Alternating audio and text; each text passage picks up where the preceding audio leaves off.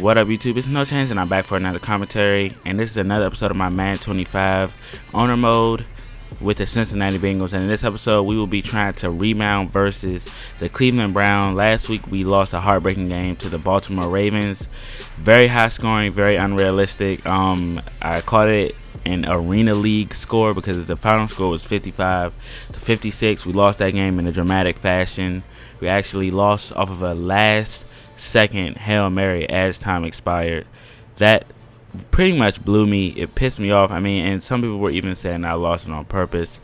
But, I mean, I just played bad at the end of that game. There's no purpose behind that loss. I just played terrible. And we're going to be seeing Mingo, the rookie, and I know a lot of you guys, like I said, were surprised that he was an 87 overall, I think he was. And we're going to see just how good he is in this game. Actually, I can tell you, he's shut down a lot of our runs.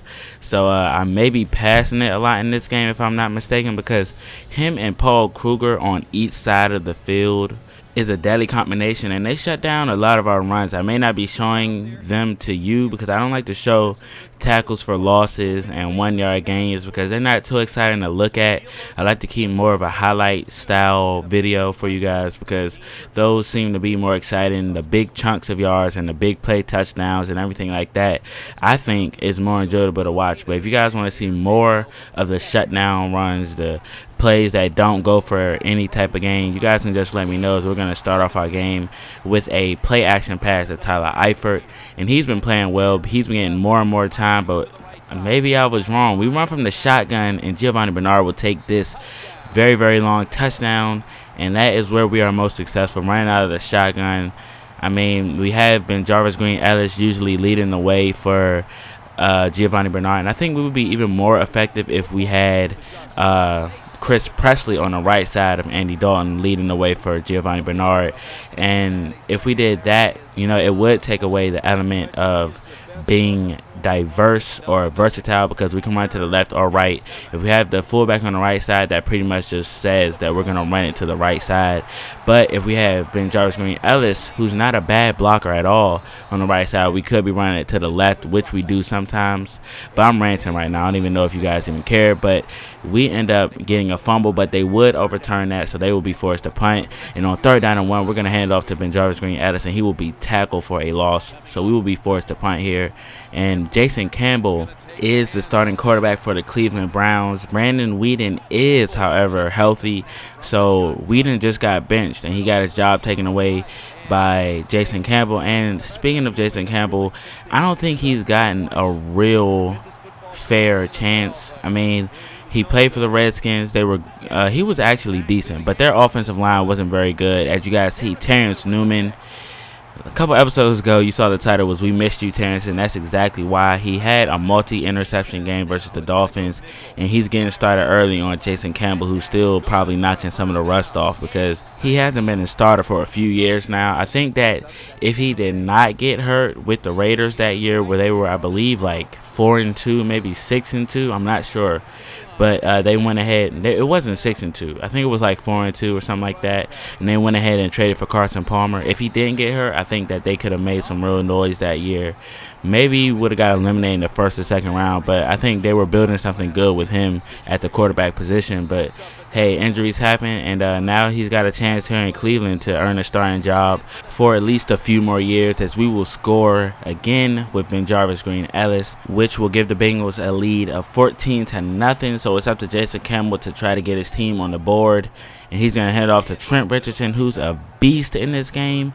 Beast in real life, actually, but he has a lot of rushing room. He's going to get down to the 15-yard line, chased down by Terrence Newman, and that will be his 5th rush for 57 yards. And Jason Campbell with a clean pocket, going to find Breaston, but Sean Williams will draw the ball loose, and they will be forced to kick a field goal. And we're going to try the screen pass right here to Giovanni Bernard, as he's going to cut it out to the right side and take it up for a gain of about 13 yards, as the Bengals are in their 2-minute offense trying to get another score on the board. Kruger bites on the play action. We're going to go deep to AJ, and it will be picked off by Gibson.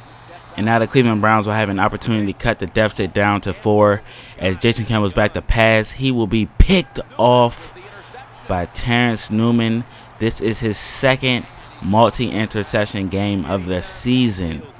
And After this episode, I believe I scout for some cornerbacks because I have a feeling that he will retire after this season. As you guys see, running from the shotgun on the right side of the field, once again is Giovanni Bernard, and he will take it for another 20-yard plus touchdown. He is really good for those because he has that breakaway speed, and that was what he was able to do, break away from the defense on that play. And going deep is Jason Campbell, and it will be swatted away by the hall monitor. No playing catch in the hallway without a hall pass. That's rule number 1. Everybody knows that. But as you guys see, they will find a soft spot in our zone, and Leon Hall will come up with a tackle. So that is a good play for Jason Campbell in this offense. They really have to build on that if they do not want to get blown out. And they're going to go deep. And I could have sworn Leon Hall just told him no catch in the hallway without a hall pass, and they do not have one. And Jason Campbell will be picked off by Leon Hall, and that will give the Bengals good field position. On 2nd down and 10, Dawn's back to pass. Gonna find Eric Decker on the right side, trying to juke inside. Probably should have ran out of bounds, but the Bengals have 3 timeouts, so that's not a worry of his. So we burn our first timeout. 1st down and 10, Dawn's back to pass. Corner blitz coming, and under pressure, he will throw an interception to Paul Kruger. So the interception by Hall did not go for anything. Ended up giving it right back to him with a pick to Paul Kruger. And that is, I believe, the 4th interception of the half. So both quarterbacks have to do a better job at being careful with the ball. As you guys see, the receiver for the Browns will get popped by James Harrison coming across the middle. He was set up by Jason Campbell, as you guys see. Geno Atkins, who is now a 99 overall in this franchise, gets the sack right there. And we really wanted to bring him back, but there will be no playing catch in the hallway without a hall pass. And Jason Campbell and Brandon Weeden both are probably wondering, how do I get a hall pass? One does not simply get a hall pass. You just don't play catch in the hallway. Okay, and you guys see Andy Dalton finds Andrew Hawkins on the right side of the field, rolling into the end zone. So the Bengals are blowing out the Browns right now, and that seems like a familiar sight. And you guys see, I just messed up these tackles so much. I just end up diving, trying to hit stick, trying to get a big hit, and end up messing myself up, missing tackles. As you guys see, they're driving on us right now. It's 2nd down and 7. They are going to hand it off to Trent Richardson, and he's going to juke his way down to about the 7-yard line, but he will be hurt. They have been running it to him a lot, and on 3rd down and go from the 1, we're going to get a stop right here. Vontez Burfict, who made a picture-perfect play on the ball carrier right there, as they will go to the back of the end zone to Greg Little right there, and they will draw closer to the Cincinnati Bengals as they are still down by 18 points. It will take a lot for them to be able to come back, as we are already in the 4th quarter. And we're going to find Tyler Eifert, an amazing rookie, getting his 2nd reception of the day for the 1st down. And we're going to hand it off to our other rookie, Giovanni Bernard, who has that speed and is very effective at beating defenders to the sideline and getting that extra yardage. And on 2nd down and 12, we're going to hand it off to Green Ellis. He's going to get the 1st down, breaking the tackle, getting pushed out at about the 12-yard line, and that will set the Bengals up in the red zone. 3rd down and 5, we're going to try a screen to A.J. Green, but he will get popped by, I believe that is Paul Kruger, and we will have to kick a field goal. And now we lead 31-10 over the Browns, as Campbell will find Preston on the right side of the field, running out of bounds, trying to preserve time and hope. And on 4th down, they're going to go deep. Sean Williams was beat on the coverage, but that was my fault. I actually was going to blitz with him at first, but then realized that he didn't have a man and tried to switch. So that was my fault, as we had the ball, and we're just going to try to run the clock out. We're going to try to toss to Giovanni Bernard, and he will stand bounds. That will burn the Browns' last timeout.